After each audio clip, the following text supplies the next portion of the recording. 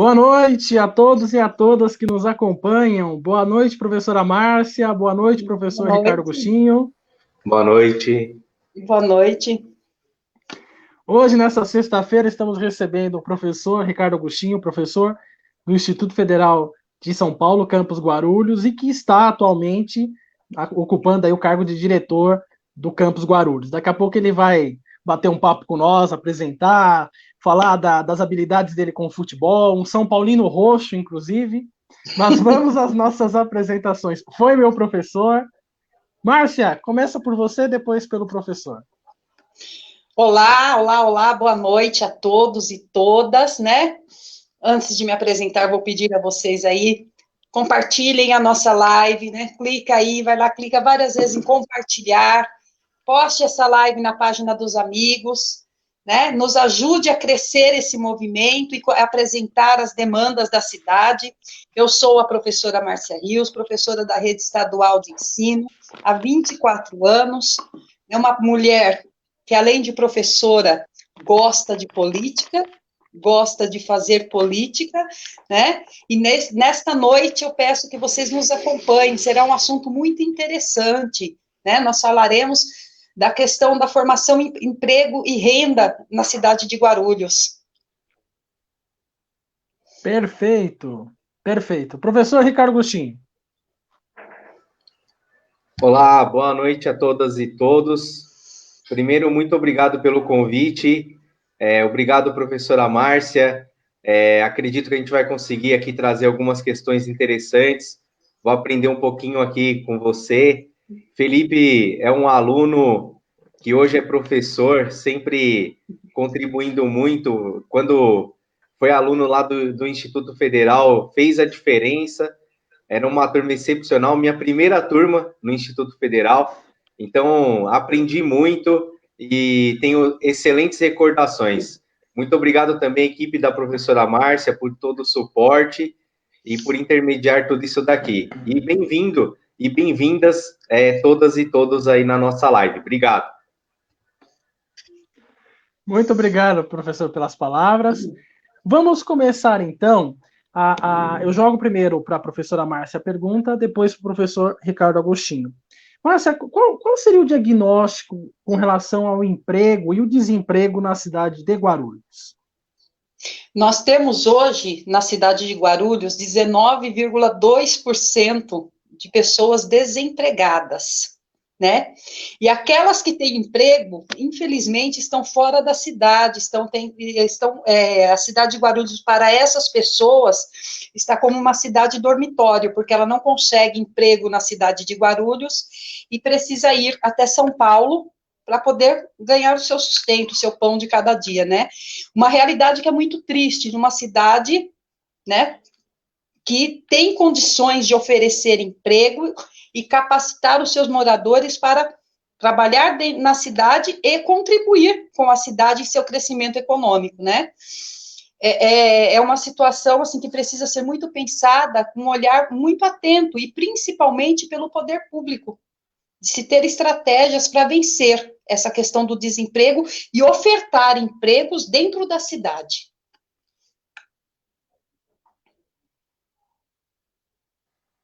Fê? Perfeito, perfeito. Professor, mesma pergunta. O que eu mais percebo, né, a gente que lida com isso também no dia a dia, porque a gente tem diversos estudantes que fazem o curso justamente para conseguir melhorar a renda familiar e para serem inseridos no mundo do trabalho. Então, a gente percebe, professora Márcia, que hoje o estudante guarulhense ele consegue poucas oportunidades na cidade de Guarulhos. Então, muitos estudantes vão trabalhar em São Paulo, por exemplo. E aí, o que acaba acontecendo, professora? E professor Felipe também. Eles acabam cruzando a cidade inteira para conseguir um bom emprego. Os nossos estudantes, eles conseguem uma boa inserção no mercado de trabalho, conseguem vagas boas. Só que aí acontece um outro problema. Eles começam a ter dificuldade para chegarem na escola. Por quê? Porque aquela relação. Eles conseguem um emprego, têm que ir para longe, o transporte público acaba dificultando a locomoção desses estudantes. Então, seria muito importante Guarulhos desenvolver um bom programa para que esses jovens conseguissem ficarem empregados dentro do município, para que eles pudessem ter toda ali, principalmente essa carga inicial, esse aprendizado inicial, eles conseguissem desenvolver todo ele dentro do município de Guarulhos, eu tenho certeza que o desempenho deles, a formação profissional, ela seria muito mais qualificada, porque eles teriam outras preocupações que não fossem essa da locomoção e também de ter que arrumar um emprego longe e ter que também ficar menos horas com as famílias, entre outras ações. Um programa que investisse em empregos na cidade seria muito importante para Guarulhos. Realmente, professor, você tem razão nesse sentido, né? E o que além, assim, se eles trabalham na cidade, contribuiriam dentro da cidade, né? Também ajudaria a cidade em seu crescimento econômico.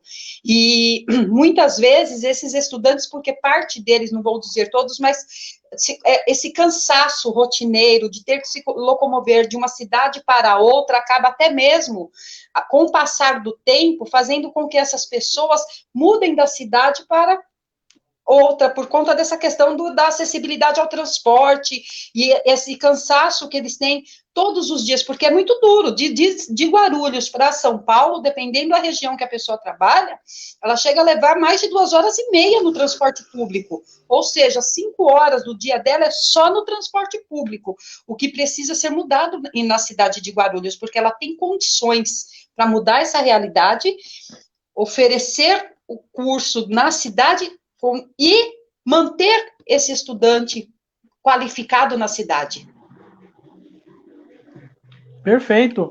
Se eu não estou enganado, inclusive, um dos maiores deslocamentos de pessoas que tem na América do Sul é entre Guarulhos e São Paulo. É esse deslocamento que se faz principalmente pela rodovia Presidente Dutra. Mas, professor, pensando aqui agora no diagnóstico da cidade de Guarulhos, mas vamos pensar na questão da oferta de cursos técnicos e cursos superiores. Como que você enxerga esse panorama na cidade, professor? Hoje, Felipe, assim, a gente tem uma quantidade de universidades dentro do município de Guarulhos que cresceu bastante. Então, a gente tem algumas universidades privadas, né, que vieram para o município, que antes a gente não tinha, e tem também aí tem as públicas, a FATEC, que agora recentemente expandiu o campus, que está se consolidando, isso é muito bom. A ETEC também tem se consolidado, e o Instituto Federal, que já está consolidado no município, mas seria muito bom se a gente conseguisse ampliar o quantitativo de professores e técnicos administrativos para ampliarmos os números de vagas. Mas eu acredito que ainda tem muito a desenvolver nessa área. Guarulhos é um município que necessita muito dessa qualificação para os seus cidadãos. Porque vamos imaginar o seguinte, um estudante de um curso de engenharia, de um curso de tecnologia, entre outras coisas, a renda dele, ela é aumentada. Então, por quê? É um emprego que a renda é maior. E, por exemplo, a gente tem a área de informática. Na área de informática, um estudante no 6º semestre, 7º semestre, ele consegue um emprego para ganhar R$3.000, por exemplo. Então, ou seja, aumentando a renda, você traz mais impostos para o município. E, consequentemente, você consegue melhorar diversas ações. Por exemplo, a cidade de São Caetano do Sul. A cidade de São Caetano do Sul, ela tem uma relação da renda média dos cidadãos alta e, consequentemente, tem serviços públicos melhores. Então, Guarulhos precisa disso. Guarulhos precisa trazer essas empresas, qualificar as pessoas para que as pessoas gerem rendas para o município e o município fique cada vez melhor, expanda aí cada vez mais saúde, educação, esporte, cultura e lazer que a gente tanto preza. Perfeito.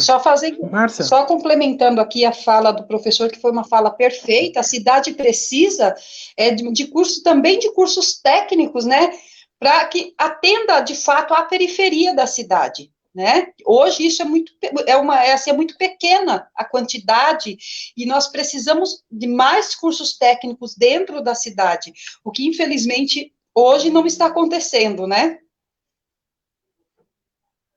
Perfeito, Márcia. Agostinho, você citou o Instituto Federal para nós aqui, você comentou do Instituto. Fala um pouco do Instituto para nós, o que é, porque tem muito guarulhense que não conhece, não sabe onde ele está, assim como acontece com as ETECs também. E atrelado a isso, como é que você chegou até ele? Tá. O Instituto Federal, ele... Inclusive, essa semana, dia 23, o Instituto completou 111 anos. Vem lá desde o Nilo Peçanha, né? 1909. Então, começou pelo campus São Paulo.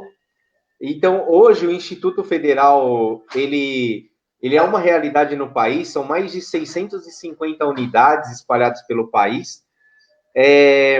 E aqui no município de Guarulhos, desde 2006. As nossas áreas de atuação é automação industrial, informática e matemática. A gente tem os cursos integrados ao médio, então o técnico integrado ao médio. Temos a licenciatura de matemática, que no município de Guarulhos é a única licenciatura de matemática presencial. E se expandir mais um pouquinho, por todo o Alto Tietê, a gente tem a licenciatura em matemática do campus Guarulhos e do campus Itaquá. Então, são os dois campos que têm uma licenciatura em matemática presencial gratuita. Então, a importância do Instituto Federal ela está relacionada diretamente nisso, em oferecer curso gratuito e de qualidade. E eu concordo plenamente com o que a professora Márcia disse. Hoje a gente está na Vila Rio, o Felipe sabe, ali um bairro que a gente tem os dois extremos, né? Porque para cima a gente tem ali o shopping e do lado do shopping a gente tem ali uma comunidade e tem um assentamento também um pouco para frente. Então a gente está inserido numa periferia perto ali do cemitério da Vila Rio. Só que também a gente sabe que, por exemplo, seria muito importante ter uma escola igual o Instituto, do nível do Instituto, lá no São João, por exemplo, né, no bairro dos Pimentas. O bairro dos Pimentas tem a Unifesp, mas imagina se o Instituto ali ligado com a Unifesp e também atravessando a Dutra ali, a gente tivesse um outro campus. Porque é isso que falta. Falta esse incentivo. Professora Márcia, eu não acredito que a gente perde tantos jovens a criminalidade, entre outras coisas, sem dar oportunidade. A gente perde muito. Então, o dia que dermos oportunidade para todos esses jovens, eu tenho certeza que a gente vai fazer uma revolução nesse país. E essa revolução, a gente sabe que ela vem pela educação. Não temos que dar armas para ninguém. O que a gente tem que dar para as pessoas é educação. Dando educação é o maior projeto social que se faz por um país. É um projeto de transformação. Fê? Perfeito, Agostinho. Então... Márcia, pode comentar. Posso comentar? Então, realmente, nós precisamos trocar as armas por livros. Porque quando conseguimos, então, oferecer uma educação pública de qualidade, não que os professores não se esforcem para isso, porque os professores se esforçam sim, né, mas quando o poder público entender que a educação ela é a chave de transformação social, aí muda a realidade, né? Professor, eu sou uma mulher que eu falo assim, eu sou o que sou hoje por conta de um curso técnico. Não sei se você chegou a ler alguma coisa sobre o antigo magistério. Então, eu sou uma mulher que eu sofri violência doméstica por 16 anos. Por 16 anos da minha vida eu sofri violência doméstica. E eu voltei, como eu me casei muito cedo, eu parei de estudar no Fundamental 1. E aí eu fui fazer a EJA. E lá eu encontrei professores que conversavam muito comigo, que passaram a conhecer a minha realidade. Olha só a importância do professor na vida de um aluno.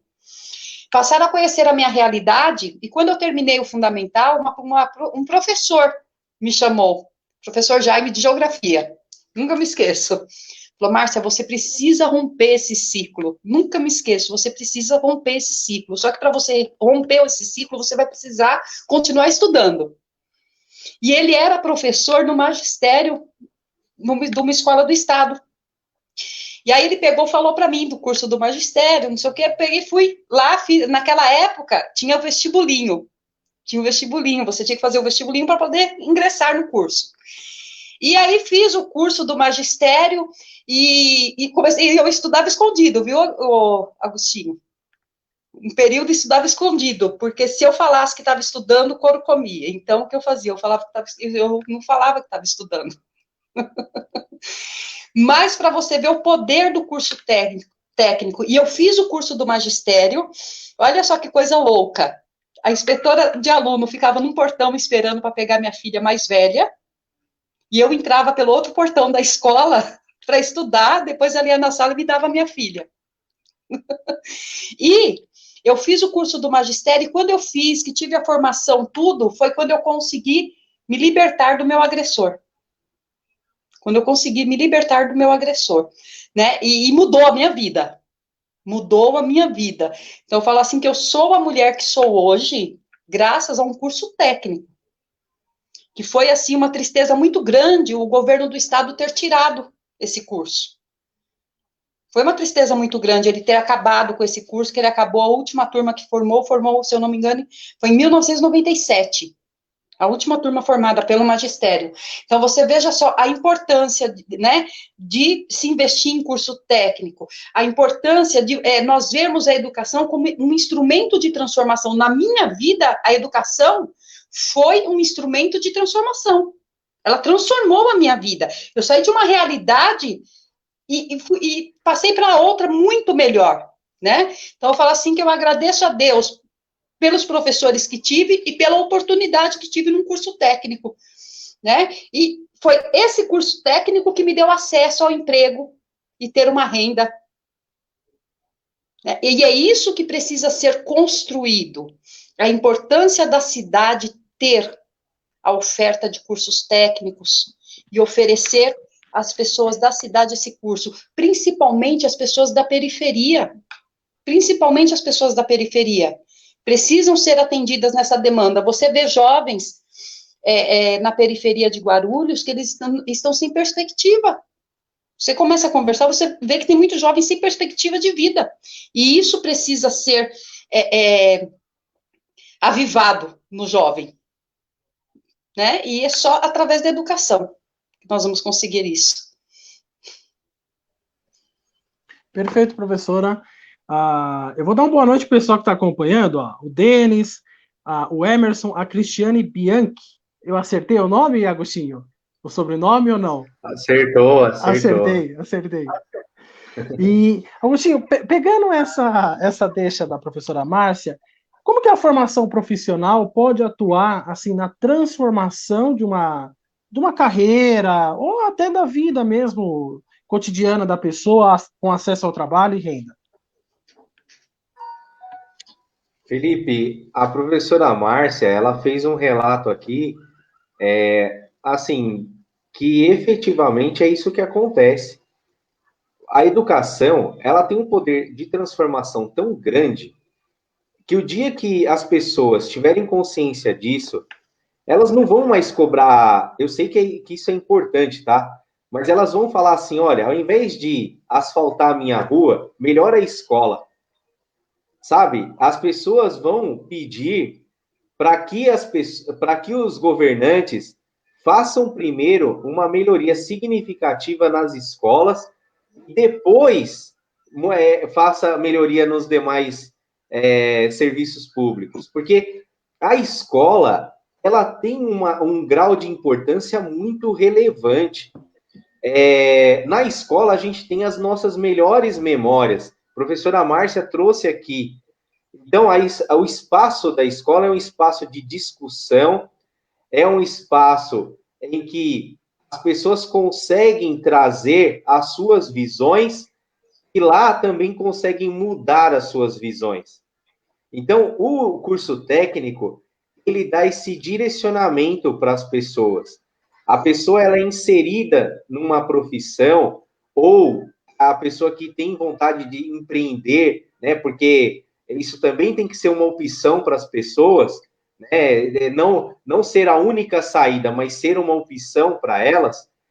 Então, tudo isso somado faz com que a pessoa ela tenha o direcionamento.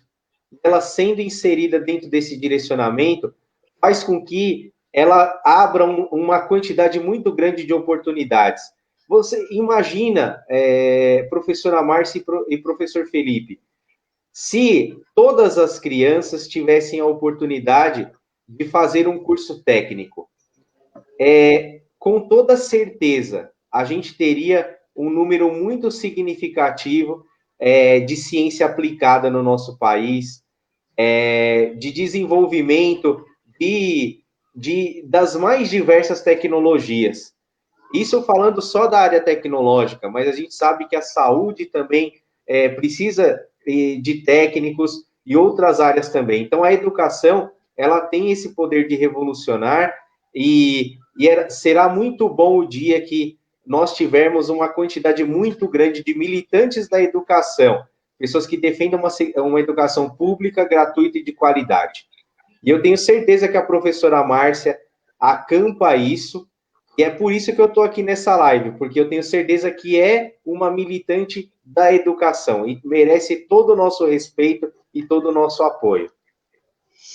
Eu costumo falar assim que nós temos que educar para melhorar, educar para transformar, né? E quando eu tenho esse pensamento, o meu pensamento ele vai lá em oferecer a formação técnica de qualidade, a formação superior, ampliar isso para a cidade, né? Porque a educação é um direito de todos, e ela deve ser ofertada a todos, né? Porque fazendo isso, eu consigo, então, que o jovem tenha o direito ao acesso ao emprego e à renda. E isso é muito importante. Então, eu costumo falar assim, eu sou militante da educação, participo dos movimentos de luta da educação, porque são movimentos muito importantes. Por quê?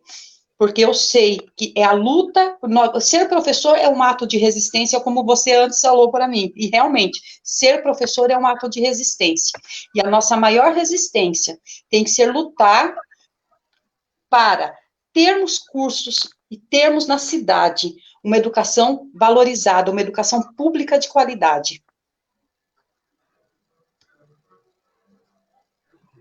Agostinho, você comentou agora há pouco sobre o campus Itaquá, comentou sobre esse deslocamento dos alunos entre Guarulhos e São Paulo. Eu queria que você comentasse para nós aqui, se possível, dar um panorama. Há muitos alunos de outras cidades que frequentam o Instituto, e por que eu estou te perguntando isso? E aí eu jogo para você e para a professora Márcia também. A importância das políticas de permanência, para que esse aluno ingresse, permaneça e possa concluir esse curso técnico ou curso superior. Nós temos uma quantidade significativa de estudantes de outras cidades. Assim, que eu me lembro agora, a gente chama lá a turma do pessoal de Arujá.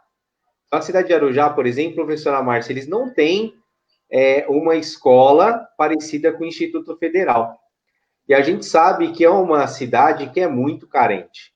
Então, eles atravessam. Então, por exemplo, tem um estudante que ele acorda 4 da manhã, todos os dias, para chegar às 7 horas no Instituto. E a gente tem estudante que entra à tarde na escola, entraria aquele período, Felipe, de 1h30 da tarde, você conhece bem esse horário, e ele tem que sair de casa às 10 da manhã. 10 da manhã. Ou seja, para chegar até lá. A gente que defende a educação, a gente sabe da importância que esse curso vai ter lá na frente para esses estudantes. E a dificuldade que eles têm para se manter, imagina, por exemplo, professora Márcia, naquele começo de ano, que é mais difícil ali o acesso ao passe escolar, por exemplo. Demora um pouquinho para chegar, né? A escola emite ali o certificado, né, de matrícula, o atestado de matrícula, aí demora um pouquinho. Aí imagina assim, ó, um estudante, para ele ir para a escola, ele gasta R$ 25 por dia, tem estudante. Então, imagina isso todos os dias. Então, ele acaba ficando o mesmo custo de pagar uma mensalidade num colégio particular. Então, o Instituto hoje, ele tem um programa de permanência, que é a assistência estudantil. Essa assistência estudantil, ela traz justamente isso, proporcionar ao estudante que ele tenha igualdade de acesso a outros estudantes. E, claro, o valor é pequeno, a gente não consegue atender todos os estudantes que realmente precisam, até porque a nossa escola, ela é uma escola que, por lei, 50% das vagas são garantidas a estudantes advindos da escola pública, então vale destacar isso. Acabam entrando muito mais do que 50%, que também é o processo seletivo por nota.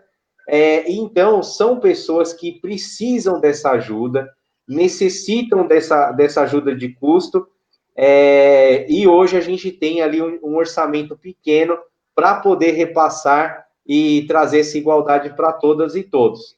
Mas, mesmo assim, é significativo que a gente consegue fazer alguma coisa. O ideal seria que, para esses estudantes, tivesse acesso ao passe livre de ponta a ponta. Então, o passe livre é uma demanda muito grande para esses estudantes, esses que têm essa necessidade muito maior de deslocamento e que esse dinheiro, com toda certeza, faz falta para a comida do dia a dia. E sem contar, né, professor, que assim, esses estudantes, pela locomoção, por tudo, quando eles chegam à escola, eles já chegam cansados. Eles já chegam cansados, né? Muitas vezes mal alimentados, porque eles, eu já conheci estudantes, assim, que ele abria mão, às vezes, de comer um lanche, alguma coisa, porque precisava guardar o dinheiro para o transporte, enfim, né?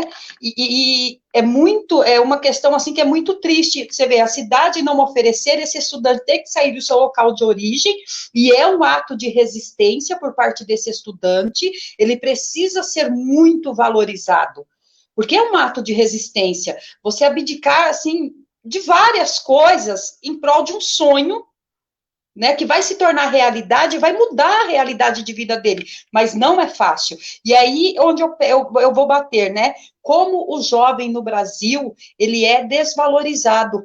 Ele é desvalorizado, porque se você for ver, quais são os incentivos que ele tem? Muito pouco.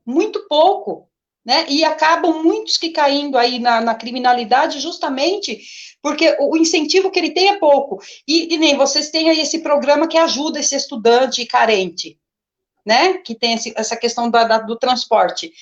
E poderia ser feito muito mais, foi o que você falou, professor, do passe estudantil, ele ser de ponta a ponta. Isso melhoraria muito, né? Melhoraria demais, professora Márcia, porque assim, a gente não pede passe livre, que para atender, a gente pede o passe livre para atender o mais necessitado. Sim. Né? A gente sabe que existe um custo muito grande do transporte público, e que isso tem que ser estudado pelo executivo, de forma a garantir que a cidade ela tem ali as suas contas em dia, isso é super importante. Mas ajudar esse estudante com o passe livre é um investimento. É isso que as pessoas têm que entender. A educação é investimento. Hoje, o município vai ajudá-lo custeando a passagem. Amanhã, esse estudante ele vai transferir o seu conhecimento para o município e vai ajudar outras pessoas a terem uma qualidade. E outra coisa também, ajuda esse estudante com passe livre hoje, e eu tenho certeza que num futuro a família dele não vai mais precisar do passe livre, porque ele vai conseguir subsidiar e custear a família dele a estudar. Então, é isso que a gente tem que entender. O efeito da educação é um efeito positivo para as próximas gerações. Professora Márcia, os meus pais não estudaram tanto. Eles terminaram o ensino fundamental e só. Mas eles se dedicaram a custear o meu estudo. E aí, para isso, agora, hoje, eu consigo também custear os estudos do meu filho. E se tudo ocorrer bem, o meu filho também vai conseguir, caso ele queira ter, custear os custos do filho dele ou da filha dele também no futuro. Então, professora Márcia, é o mesmo que acontece com a senhora. A senhora foi lá, conseguiu, né, estudar, ou conseguiu também estudar a sua filha, né? E isso vai se tornando um efeito positivo, vai melhorando, né, a renda da sua família, a renda da sua filha vai melhorando também, e a gente vai deixando de ter gerações miseráveis. E a gente vê pouca gente interessada nisso. Então, ter hoje uma pessoa formada no ensino superior é comum a gente ver hoje isso acontecendo nas famílias. Algo que, se a gente falar há 20 anos, era difícil a gente encontrar até quem tinha ensino superior na rua. Então, isso daí era restrito a quem mora nos palácios. Hoje não, isso é uma realidade dentro das favelas, é uma realidade dentro da periferia, e essas pessoas vão melhorando. Então, é um efeito cascata muito bom. E é isso que a gente precisa lutar e brigar para que isso seja uma realidade para todos. E a gente não pode deixar diminuir, não podemos deixar diminuir a quantidade de vagas no ensino superior. Outra coisa, professora Márcia, para não tomar muito tempo aqui na minha fala, essa história assim, o Brasil precisa investir mais no ensino básico e deixar de investir na educação superior. Não. O Brasil precisa investir mais na educação básica e continuar e melhorar o investimento na educação superior. Sim. Não é uma troca, né? Não é uma troca. Eu não tenho que chegar lá e falar assim, não, eu quero investir na educação básica porque é melhor e vou deixar de investir na superior. Não, mantenha o que está na superior, melhora o que está na superior e melhora o que está na básica também. A gente não pode abrir mão nunca de ter, para melhorar um, tem que piorar o outro. Isso não pode existir. Nós precisamos realmente, tem que se acabar com essa política do quanto pior, melhor. Né? Infelizmente, nós estamos vivenciando isso nos últimos tempos. E essa questão, todas as etapas de ensino são importantes. Né? Que nem no meu caso, eu fui a primeira mulher na minha família, eu consegui romper esse ciclo, e a primeira mulher a ter a formação superior.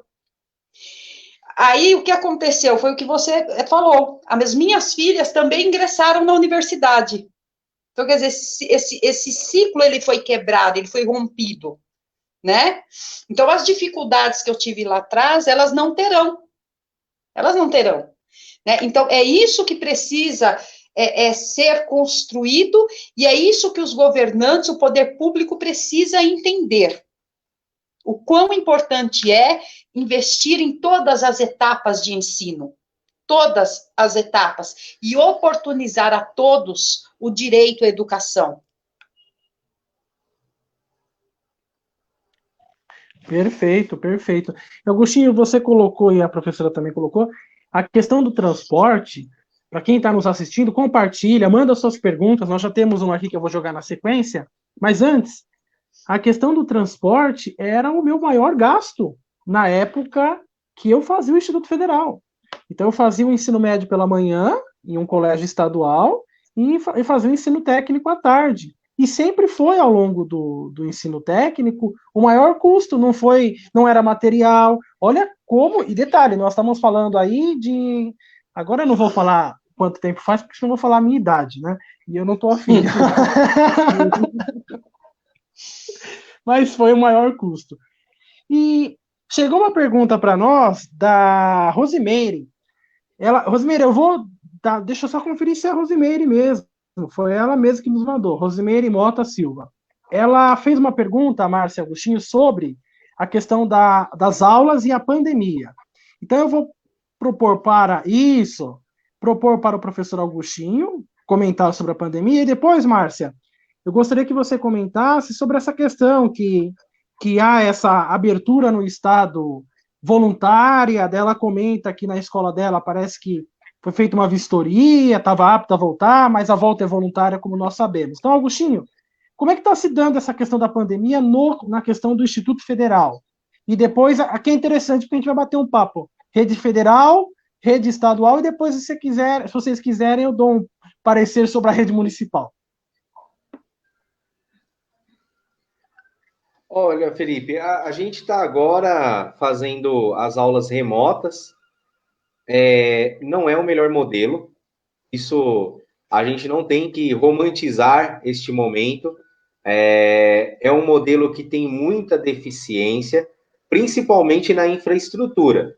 Tem estudantes, por exemplo, professora Márcia, vou te contar uma coisa aqui. Tem um bairro em Guarulhos que uma rua ela tem 3 operadoras de telefonia que atende. Professora Márcia, sem brincadeira, você vai para a rua de baixo, não tem nenhuma operadora que atende. A pessoa só consegue aquela internet via rádio. Eu falo isso com propriedade porque, para fazer o projeto de inclusão digital, a gente estudou todas as possibilidades e a gente viu que Guarulhos é muito difícil a gente conseguir uma operadora para atender o município inteiro. Consegue algumas de telefonia móvel, mas a internet instalada na casa do estudante é muito difícil. Aí, então, a gente está adotando esse modelo de forma emergencial, só que, assim, eu vejo com muita dificuldade a gente ter um retorno presencial de todos os estudantes ao mesmo tempo. Então, eu vejo com muita dificuldade isso. Primeiro, os estudantes eles vão acabar ali tendo um descuido com a máscara, não trocando a máscara. Até a gente adulto acaba acontecendo isso, às vezes a gente esquecer alguma coisa. Enfim, o que é natural, porque esse momento anormal que nós estamos vivendo aqui, a gente ainda não está habituado com isso, e tomara que a gente nem tenha que se habituar, porque é um momento muito ruim. Então, imagine a dificuldade para um estudante de 15, 16 anos, e aí para os menores, né, professora Márcia, de 10 anos, tem que usar máscara o tempo inteiro. Então, eu acredito que a volta do ensino presencial, ela tem que ocorrer num momento de segurança, e que todos os estudantes possam voltar de uma vez.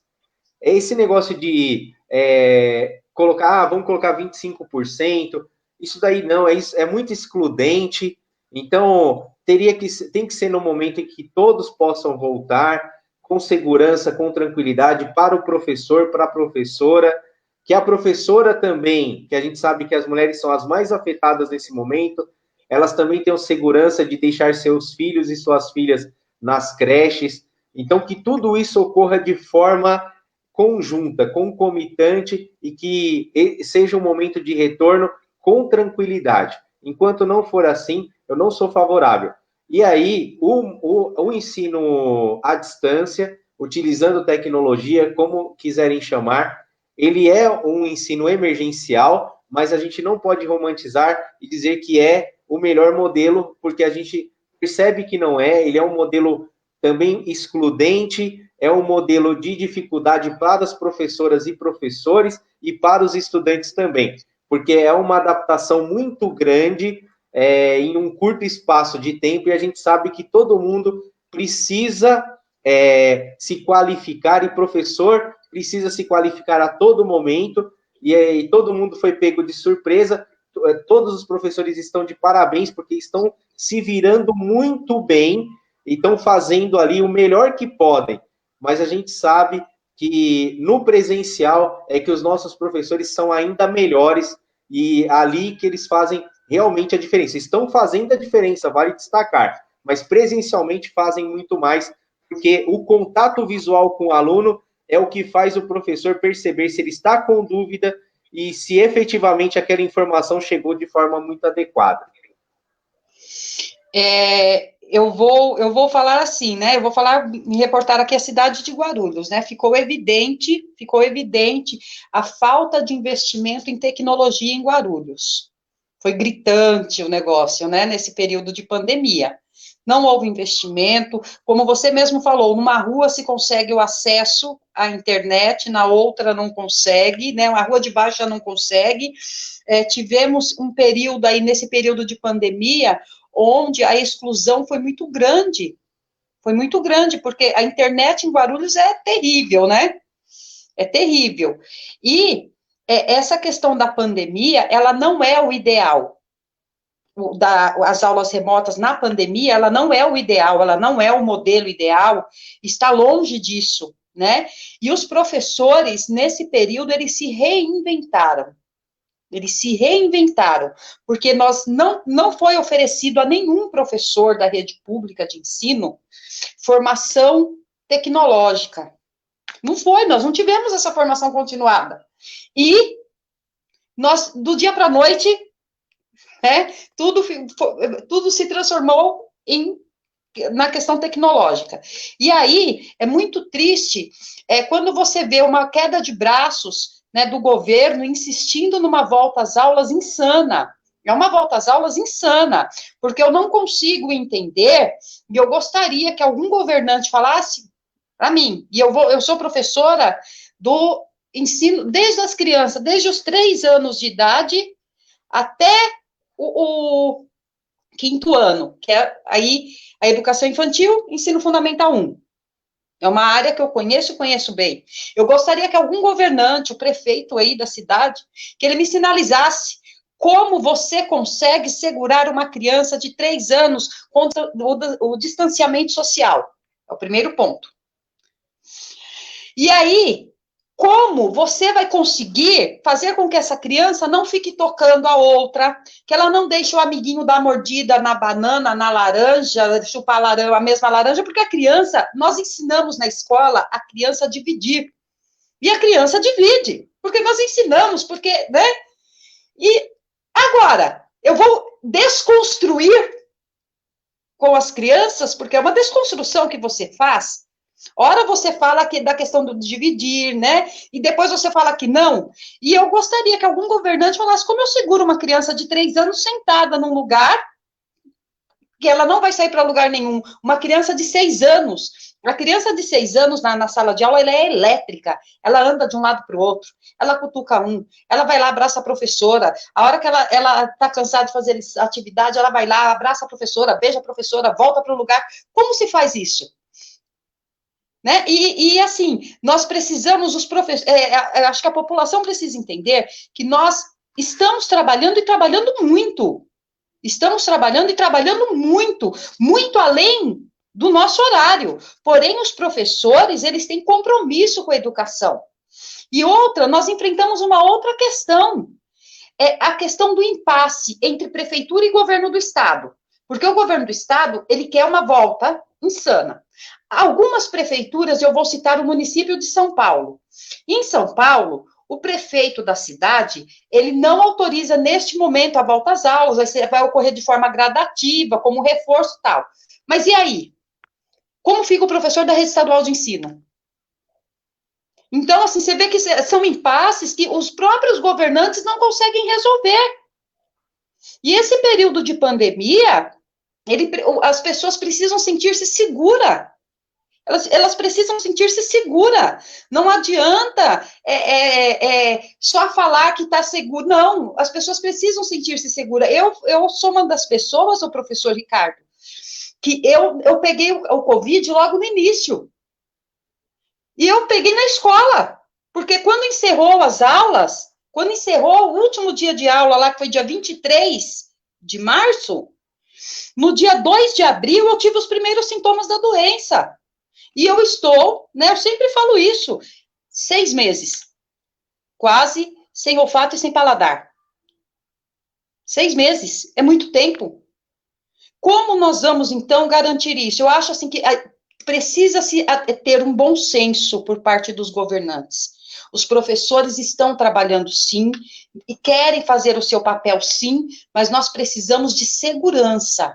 Ah, mas nós ouvimos muito isso. Ah, mas porque é assintomático. Não... Mas a questão é o professorado. A maioria do professorado já tem mais de 30. Né? E aí? E nós não temos essa segurança. E o governo, você, então, você é a parte da exceção, Fê. E os professores precisam disso, do mínimo de segurança. Porque a criança, ela é assintomática, mas ela mora com o vô, mora com a avó, ou com uma tia, e ela pode levar esse vírus para casa. Então, é isso que precisa se pensar, né? Não adianta ficarem falando, tem condições. Quem tem propriedade para falar isso, quem é? O pessoal da saúde. Essas são as pessoas que têm propriedade para falar, não, existe a condição, pode voltar com segurança. Você vê que o pessoal da saúde, todo o tempo que fala, não tem condições. Então, eu não entendo essa loucura, essa insanidade por parte dos governantes nesse sentido. Professora Márcia, Felipe, só fazendo um complemento. Fica à vontade, Agostinho. Eu tive Covid na mesma época. Na mesma época. Ali, quando suspende as aulas ali, dia 18 de março, que foi o que aconteceu com a gente, em seguida, eu tive os sintomas e eu fiquei com Covid também. E aquela semana que antecede ali o encerramento da escola, foi uma semana que eu tive reuniões no aeroporto, e ali com os estudantes, aquela relação e tudo mais. Aí eu fico imaginando, será que eu transmiti para alguém, né? Poxa vida, eu tô ali na direção do campus, então tenho contato com estudantes, com servidores e tudo mais. E realmente é algo terrível. Quem teve Covid, assim, no começo o susto não era tão grande. E ainda mais a gente que teve sintomas leves, então você ficava assustado, mas não sabia o que era, porque o exame só era feito depois. Eu descobri depois no exame de sorologia. Mas a professora Márcia, a senhora falou uma coisa muito importante. Como manter o distanciamento social?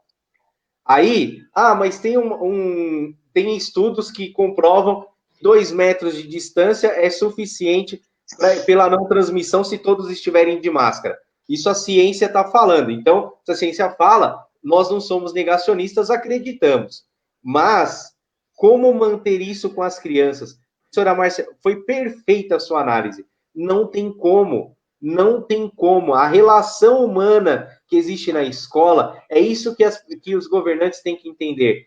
A relação humana que existe na escola, ela não pode ser quebrada.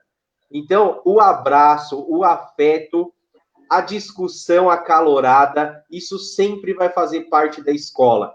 As pessoas na escola têm partido, sim, têm lado, e lá na escola a gente consegue discutir. É por isso que hoje o país vive esse vermelho contra azul, porque justamente essas discussões não têm sido feitas na escola, e aí vai para as redes sociais para fazer esse tipo de discussão. Mas na escola é o melhor lugar para se fazer esse tipo de discussão, é onde a gente aprende a respeitar o próximo.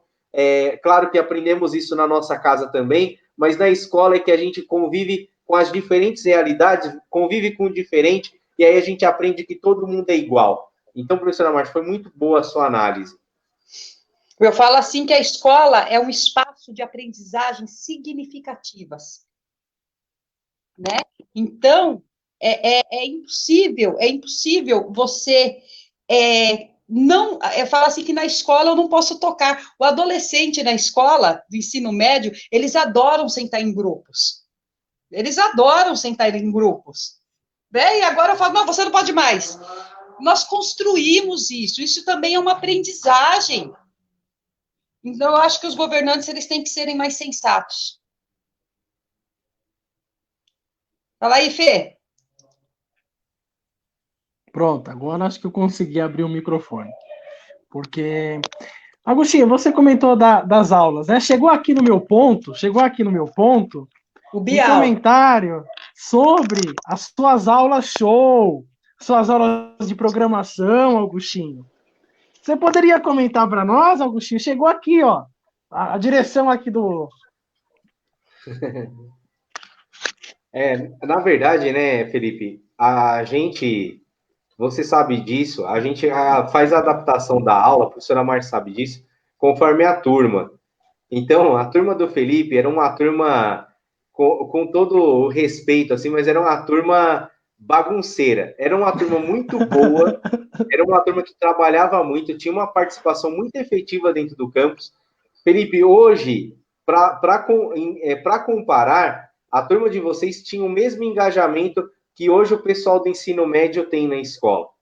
Então, uma turma de técnico com aquele engajamento que tinha a sua turma, eu nunca tinha visto. E isso era muito bacana. Então, era uma turma que conversava demais, né? Eles estavam ali sempre. E aí, para chamar a atenção deles, então, de vez em quando, a gente imitava algumas coisas, né? Então, fazia aula cantada, e era fazia batuque de funk. Mas é isso, professora Márcia, que a nossa profissão, a gente tem que levar para o estudante a realidade dele. Tem um tal de Paulo Freire que fala isso, né? Mas infelizmente muitos não entendem Paulo Freire. E essa adaptação é de suma importância. E é isso o que falta. Falta os governantes valorizarem a profissão do professor, entenderem que o professor tem uma profissão que constantemente ele precisa se capacitar, se qualificar e incentivar isso. A qualificação, a capacitação do professor tem que estar dentro da carga horária do professor. Isso não é pagar dinheiro à toa, não é. É um investimento. Professor melhor qualificado, professor melhor capacitado, forma melhor os alunos. Professor com tempo para preparar a aula, não é possível um professor ele lecionar 40, 60 aulas por semana.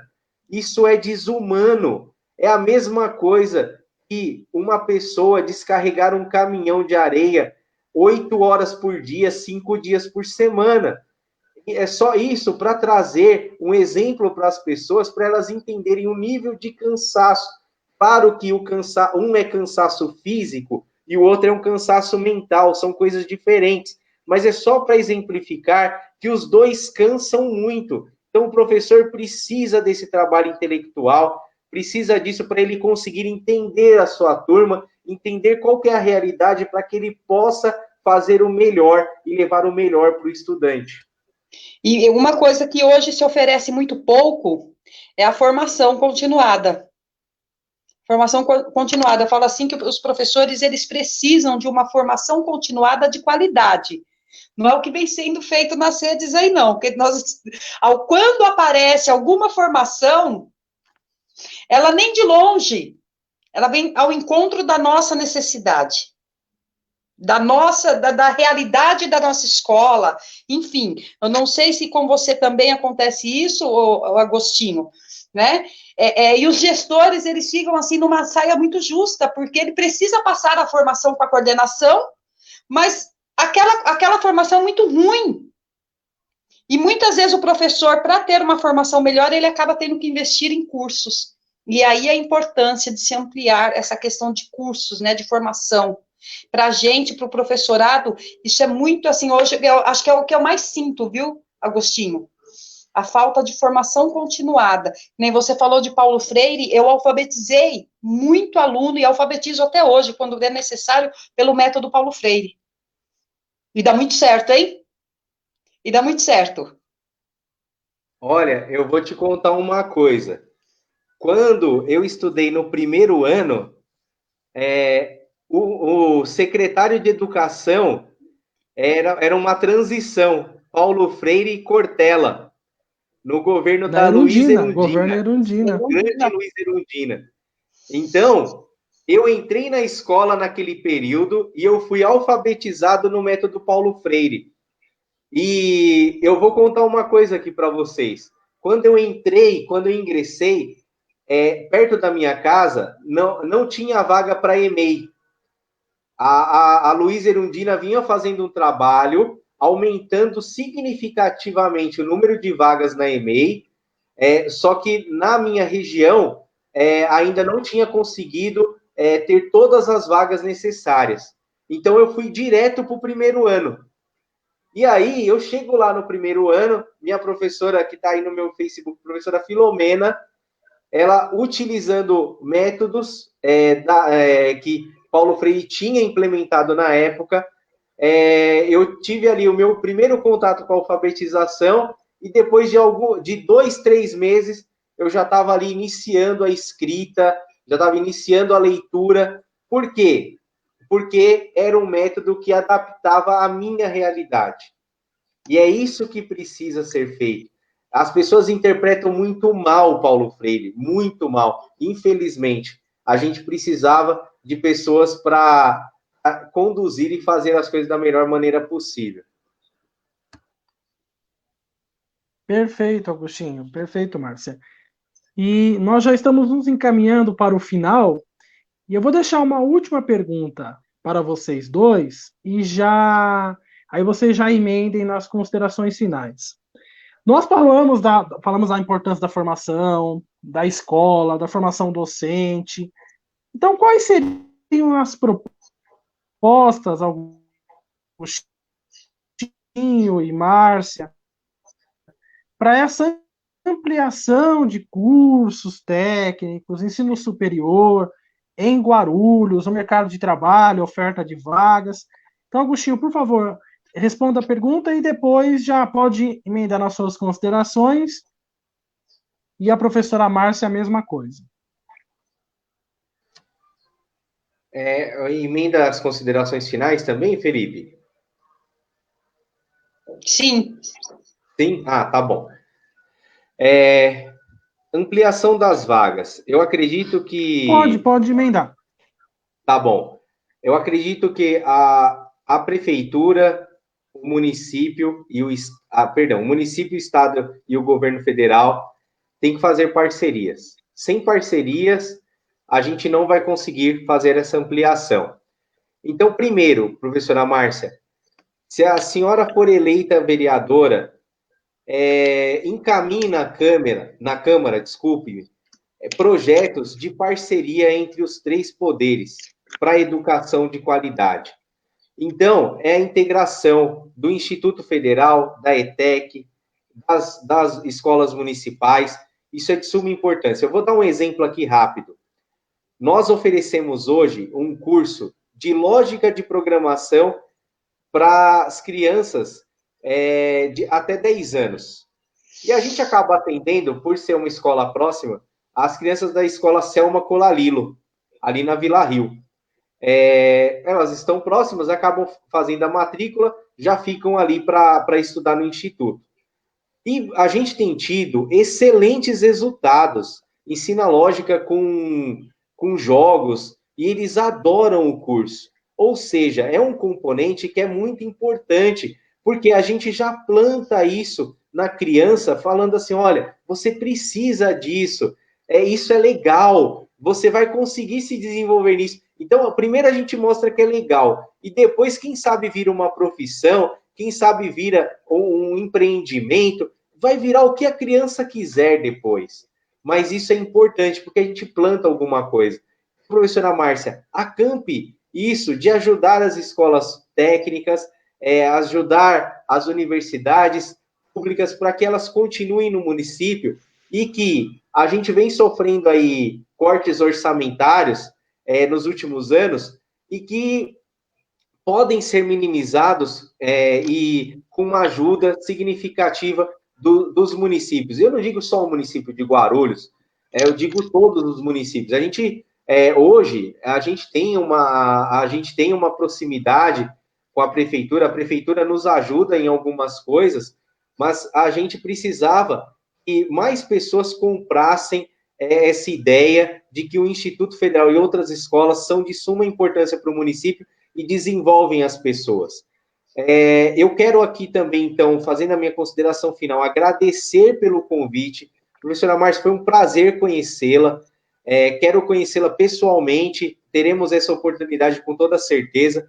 E faço votos que a senhora consiga uma votação expressiva para representar Guarulhos como uma professora.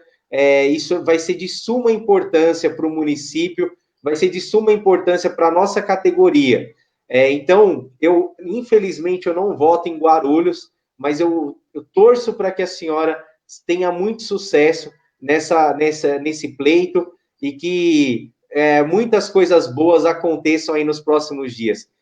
A gente tem que discutir educação, sim, não é só segurança pública, não é só saúde. Tudo isso é importante, mas educação tem sua importância, porque a educação forma o policial, a educação forma o médico, então a educação é muito importante para tudo isso. Então, faço votos de muito sucesso. Felipe, muito obrigado, sempre muito gentil, muito carinhoso comigo, pode ter certeza que eu também tenho o mesmo sentimento por você, tá bom? O Igor aí, que é da equipe da professora Márcia, um grande abraço também, Igor, muito obrigado por toda a condução aí do processo.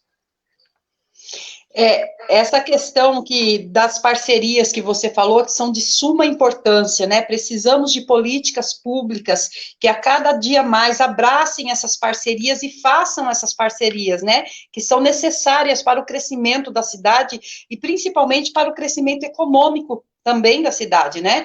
E é preciso também pensar em cursos rápidos de qualificação, articulado com empresa, academia e sociedade, cursos para mulheres, né? As mulheres aí carecem de cursos de formação e também para o pessoal da terceira idade, incentivar principalmente as pequenas empresas e ideias empreendedoras, né? Dentro das instituições técnicas e das instituições superiores, ter essas parcerias, porque se faz muito importante, né? Incentivar sempre o acesso à cultura, à ciência e tecnologia. Nós precisamos, mais do que nunca, né, desse acesso real à ciência e tecnologia, né? Nesse período de pandemia, nós percebemos o quanto isso nos fez falta.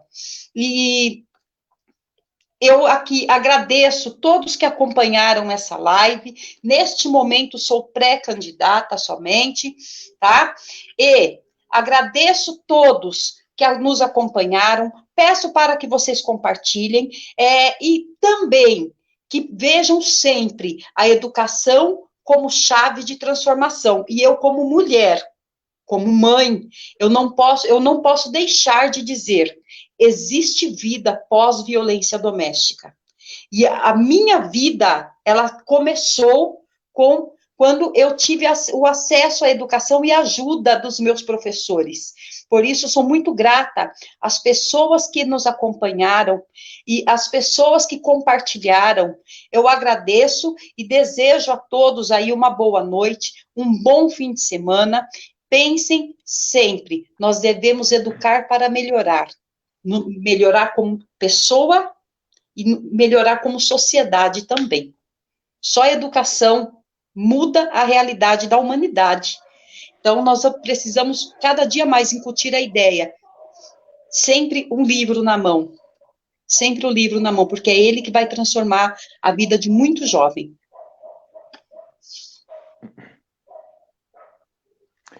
Muito obrigado para você que nos assistiu. 20h45, 1h05 de live.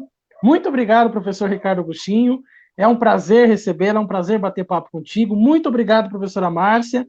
E a todos que nos acompanham, até a próxima. Até a próxima. Tchau. Professor Agostinho, muito obrigada por aceitar o nosso convite, tá? Foi um prazer enorme trocar essa experiência sobre educação. Professora Márcia, estou sempre à disposição. Sempre. Tá? Muito obrigada mesmo. Tchau, gente. Obrigado. Tchau. Boa noite.